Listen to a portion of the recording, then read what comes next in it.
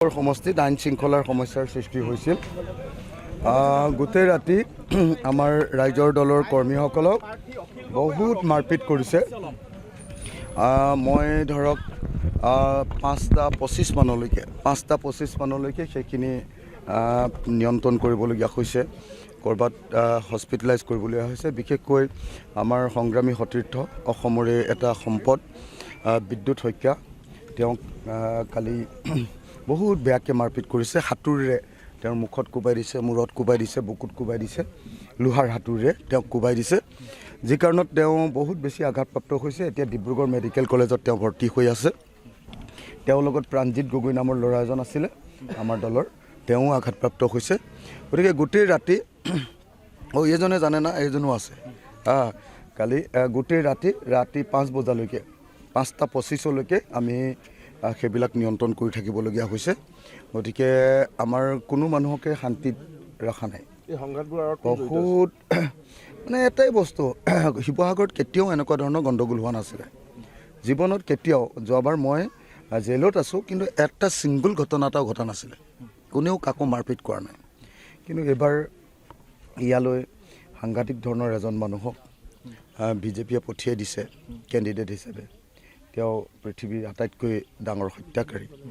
তেওঁৰ ভায়েকে আহি ইয়াতে, ভায়েক কি নাম কয়, এইটো বকুল দৌৰী ভাই বুলি কয় তেওঁ, তাৰপিছত তৈল্য গগৈ আৰু প্ৰিন্স বুলি এটা ল'ৰা। এই 3জন ল'ৰাই আটাইতকৈ বেছি উৎপাত কৰিছে।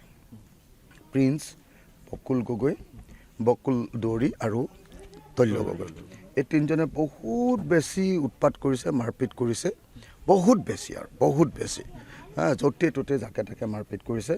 গতিকে পৰিস্থিতিটো খুব বেয়া আছিলে কালি। আমাৰ কালি মৰিয়নিতো অলপ তেনেকুৱা হৈছে, কিন্তু মৰিয়নিত এটাই ঘটনা ঘটিছে, ইয়াত যেনিবা চিৰিজ অফ ঘটনা। গোটেই ৰাতি মাৰপিট। আনকি মই থকা ঠাইখনতো 4-5খন গাড়ীৰে ঘেৰাও কৰি আহি উৎপাত হুলস্থুল এইবিলাক কৰি আছেহি। তো গতিকে পৰিস্থিতি বেয়া। মই কালি ৰাতিয়ে চিফ ছেক্ৰেটাৰীক ৰাতি ধৰক আপোনাৰ 2টামান বজাত তেওঁলোকক জনাইছোঁ, DGPক জনাইছোঁ, সকলোকে জনাইছোঁ, হোম কমিশ্যনাৰক জনাইছোঁ, সকলোকে জনাইছোঁ আমি শান্তিপ্ৰিয়ভাৱে সকলোৱে ইলেকশ্যনটো খেলা দৰকাৰ। বাকী যি হওক, এতিয়া মোৰ ক'বলগীয়া কথাটো হ'ল, অসমৰ চাৰিওফালৰ পৰা যি খবৰ আহিছে, এবাৰ চৰকাৰ বদলি হ'ব। চৰকাৰ বদলিৰ কাৰণে মানুহে ভোট দিছে, আৰু এক সুস্থিৰ গণতান্ত্ৰিক চৰকাৰ এখন কৰিবৰ কাৰণে যথেষ্ট সংখ্যাগৰিষ্ঠতাৰে সৈতে আমাৰ বিৰোধী দলবিলাকৰ চৰকাৰ কৰিবৰ কাৰণে মানুহে ভোট দিছে বুলি আমাক চাৰিওফালৰ পৰা খবৰ আহি আছে ৰাতিপুৱাৰ পৰা। গতিকে আমি সুখী যে 4 মে'ৰ দিনা যেতিয়া খুলিব, বেলট খুলিব, অসমৰ মানুহে হাঁহিবলৈ পাব, অসমৰ মানুহে সুখ অনুভৱ কৰিব। আকৌ অসমত স্বৈৰতন্ত্ৰৰ ঠাইত, ফেচিবাদৰ ঠাইত গণতন্ত্ৰ আহিব, ফেচিষ্ট শাসকৰ ঠাইত গণতান্ত্ৰিক, আমাৰ এতিয়া যিটো ফেচিষ্ট ৰজা আছে ন, ৰজাৰ নিচিনা শাসন ফেচিষ্ট হয়, তেনেকুৱা ফেচিষ্টৰ ঠাইত গণতান্ত্ৰিক শাসক আহিব, এই আশা ব্যক্ত কৰিছোঁ। সকলোৰে ভাল হওক, আজি শান্তিপূৰ্ণভাৱে দিনটো যাওক, আৰু মই আপোনালোক সকলোকে ভোটদান কৰিবৰ কাৰণে, অসমবাসী ৰাইজক ভোটদান কৰিবৰ কাৰণে আহ্বান জনাইছোঁ। কিন্তু দুৰ্ভাগ্যৰ কথা, অসমৰ সকলো ঠাইতে বাহিৰৰ পৰা ভোটাৰবিলাক লৈ অহা হৈছে, বহুত বাহিৰৰ ভিতৰত। বিশেষকৈ গুৱাহাটীত এতিয়া আমাৰ চাৰিওফালৰ পৰা মোলৈ ফোনেই আহি আছে, আমুকত অচিনাকি মানুহ আহিছে, তামুকত অচিনাকি মানুহ আহিছে। কিন্তু মই এতিয়ালৈকে যিকেইটা খবৰ পাইছোঁ, তেওঁলোকক এটাই কথা জনাইছোঁ যে অচিনাকি ভোটাৰবিলাকে লাষ্ট আৱাৰত ভোটটো দিবলৈ আহিব, লাষ্ট আৱাৰত। গতিকে লাষ্ট আৱাৰ অৰ্থাৎ সন্ধিয়াৰ সময় যেটা বজাত শেষ হ'ব, তাৰ আগে এইটো কৰিব, বা এক্সটেনশ্যন কৰাই ল'ব তেওঁলোকে, মানুহ বেছি হৈছে বুলি এক্সটেনশ্যন কৰাই ল'ব টাইমটো। সেই সময়খিনিত আমাৰ থলুৱা মানুহক, আমাৰ খিলঞ্জীয়া অসমীয়া মানুহক, আমাৰ স্থানীয় মানুহক মই অনুৰোধ জনাইছোঁ যাতে কোনো বাহিৰৰ ভোটাৰে আমাৰ অসমত আহি ভোটদান কৰিব নোৱাৰে, সকলো সমষ্টিতে তাৰ কাৰণে কাম কৰিবৰ কাৰণে আহ্বান জনাইছোঁ। পূৰ্বৰ যেতিয়া বিধানসভা নিৰ্বাচন হৈছিলে তেতিয়া আপুনি জেলত আছিলে, আৰু আজি আপুনি মুক্ত আহত, গতিকে পূৰ্বতকৈ আপোনাৰ আজি আত্মবিশ্বাস বেছি নে কম আজিৰ তাৰিখত?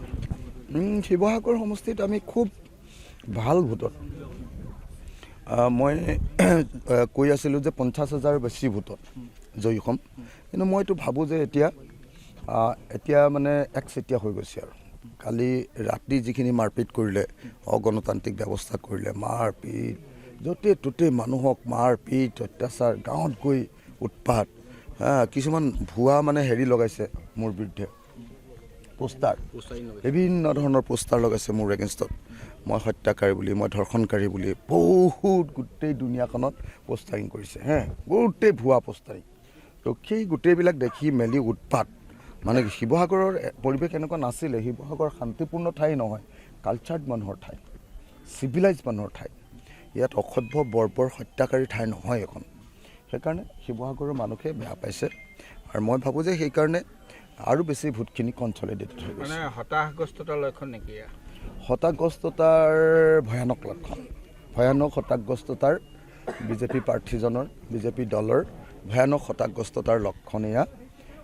যেতিয়া দেখিলে যে মানুহে বহুত টকা খৰচ কৰাৰ পাছতো তেওঁলোকে বোধহয় 20 কোটি টকাৰ ওপৰত খৰচ কৰিছে, কিন্তু তাৰ পাছতো যেতিয়া জনসমৰ্থন লাভ কৰা নাই, তেতিয়া মানুহক মাৰপিট কৰি ভয় খুৱাই তেওঁলোকে ভোট ল'বলৈ চেষ্টা কৰিছে। আমাৰ এগৰাকী সাংবাদিকো কিন্তু আহত হৈছে। ৰূপম আহত হৈছে নেকি? সেইটো ক'ত হ'ল? এইটো মই নাজানো। দুগৰাকী মানে ঘৰৰ পৰা ওলাই আহোঁতে দুগৰাকী বিজেপি কৰ্মীয়ে আক্ৰমণ কৰিছে বুলি কৈছে, এইটো সম্পৰ্কত? মই অলপ সময় পাছতে ৰূপমৰ খবৰ ল'বলৈ যাম। ৰূপমৰ হস্পিটেলত যদি আছে হস্পিটেললৈ গৈ আছোঁ, ঘৰত যদি আছে ঘৰলৈকে গৈ আছোঁ। সাংবাদিকক আক্ৰমণ কৰাটো মানে যিকোনো এটা সভ্যতাৰ, চিভিলাইজেশ্যনৰ এটা আটাইতকৈ মানে বেয়া লক্ষণ। যেতিয়া সভ্যতাই আটাইতকৈ বৰ্বৰতাত স্থান পায়, তেতিয়া গণতন্ত্ৰৰ চতুৰ্থ স্তম্ভৰ ওপৰত আঘাত কৰা হয়।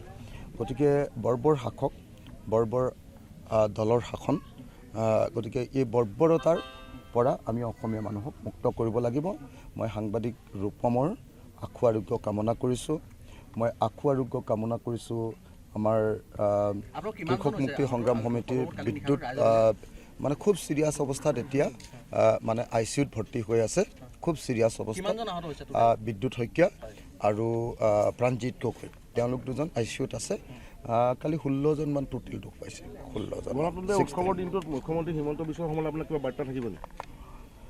মই মুখ্যমন্ত্ৰী ডাঙৰীয়াক এটাই অনুৰোধ কৰিম যে মানে ক্ষমতালৈ আহিবৰ কাৰণে মানুহ একেবাৰে পাগলো হ'ব নালাগে, আৰু ক্ষমতালৈ আহিবৰ কাৰণে গণতন্ত্ৰৰ সীমা পৰিধিৰ পাৰ হয়, মানে পৰিধি পাৰ হয়, গণতন্ত্ৰৰ পৰিধি পাৰ হৈ অগণতন্ত্ৰ স্বৈৰতন্ত্ৰৰ পথ ল'ব নালাগে।